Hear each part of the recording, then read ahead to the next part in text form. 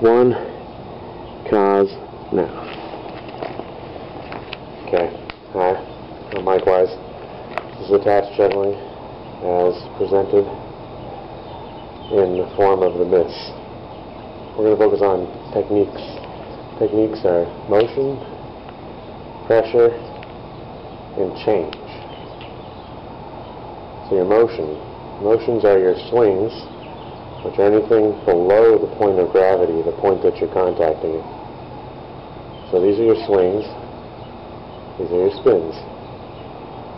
Back and forth, swings and spins, a little lull. This is called a lull, side to side like that. From a lolly, LOL, to lull. And I've been working on something called a stall in poi. A stall is any time you stop it straight down like that.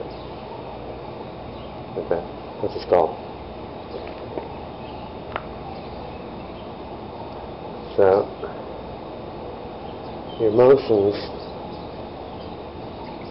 start everything. Your swings and your spins start all the rest of your movements. So once you add motion to it, the next thing that comes automatically is you start feeling the pressure.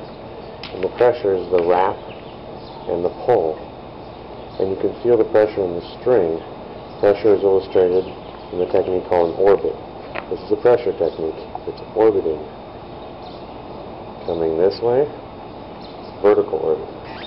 Spin the flow ball, horizontal orbit. It does it on its own. This is actually how I start it when I hand it to people.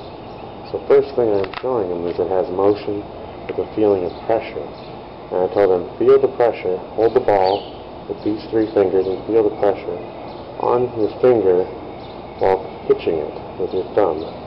Hold it in place. So you feel the pressure here. Start pulling around top and bottom. Now that you have a secured point here, you can feel it top and bottom. You get real good control of the flow ball. Feel that pressure around. So when you start implementing wraps and pulls is when you wrap this object orbiting of an ebb and a flow around another object. So say you wrap it, pull it. Wrap it, pull it. The technique that becomes essential in the pulls is what's called a pop or a ping. Pings and pongs are similar. The way I would describe the difference is a pong is this on the outside. A ping's on the inside, closer to your center. Pings, pongs, and pops. I guess pings and pongs are types of pops. If that makes any sense. It's all part of the pressure and feeling that wrap.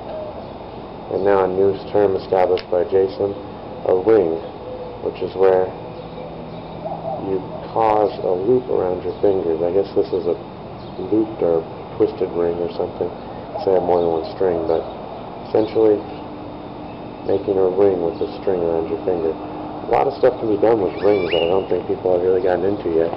I do them all the time, but I never really thought of them as something. So this is more of a pressure technique, where you actually can either loop it, sort of form like a pulley with the ring, or just leave the ring open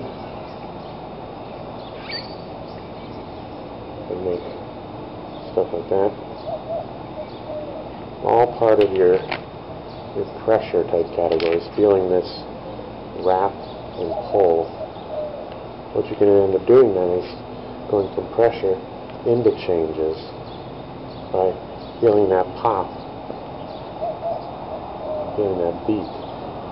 So the orbit, the two essential techniques, I think, that's involving the change involves the change in the positions. So your positions are simple. You can either hold a ball, a string, or a combination of a ball and string. So yes, you can change between a ball hold, like an ebb, into, say, chaos. That's a change. Like, that's a juggle. You're juggling from a ball to a string. The juggles are more used to describe ball-to-ball switches, because that's a standard juggle. But would it be any less of a juggle to be going from chaos to chaos? the switch. It's like changing the placement of the position often is no change too. But the whole idea is like going with the flow. You really have to feel this whole thing out. So the whole force and feel thing is an essential extra category because most people will figure out basic stuff right away. Whether they decide to delve into the full language and learn the whole myth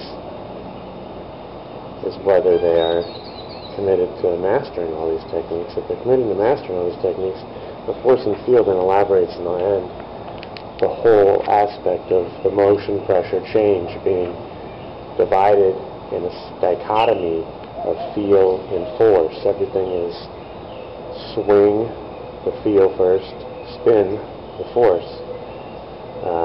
Pressures are wrap, which is a feel. Force is the pull. There's your pressure. Changes are releasing is the feel. Catching is the force. Oh, that might be the other way around. I forget now that I think about it. I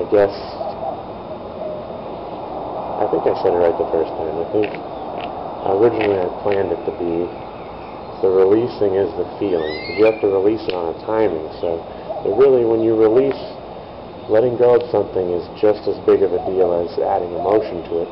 Like spinning this, when I release this, changes the whole performance of the technique. So if I release that at a different time, it might not have gone into that. Some string tricks that I've enjoyed since Larry showed me this one. He called this a springboard. It used to go like that. Sort of difficult not to tangle when you do the board part. There's a chance you're going to make it go through this triangle. And that brings me to what I always show when I'm demoing, is chaos position. And that's normally where I demonstrate the motion, pressure, change, and I'll be like, this is chaos position.